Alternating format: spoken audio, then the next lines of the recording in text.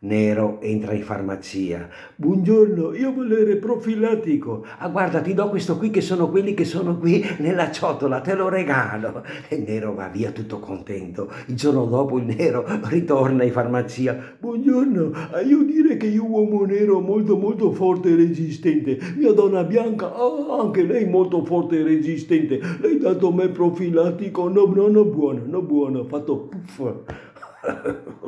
Guarda, ti do questo qui che è una novità, è molto più resistente, te lo regalo. Allora va a casa contento questo qui, col profilattico, e il giorno dopo ancora, di nuovo in farmacia. Buongiorno dottore, io dire subito io uomo nero, io molto molto buono, molto forte, io molto resistente. E mia donna bianca anche lei molto molto forte, molto resistente. Lei dato me profilattico, no buono, no buono, fatto puff. Ci pensa un po' il farmacista. Aspetta un attimo. Nel retrofarmacia vede la bicicletta della nipotina con la ruota bucata, la camera d'aria mezza fuori, prende una forbice, taglia la camera d'aria, fa una bella confezione e gliela porta. Guarda, questa qui è una novità assoluta di quest'anno. Sono in sperimentazione, ma sono molto forti e resistenti. Vai a provarlo, provalo.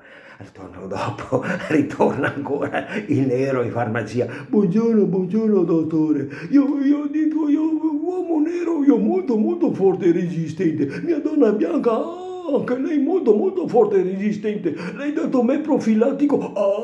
Buono, buono, molto molto resistente, molto buono. Coglioni fatto puff.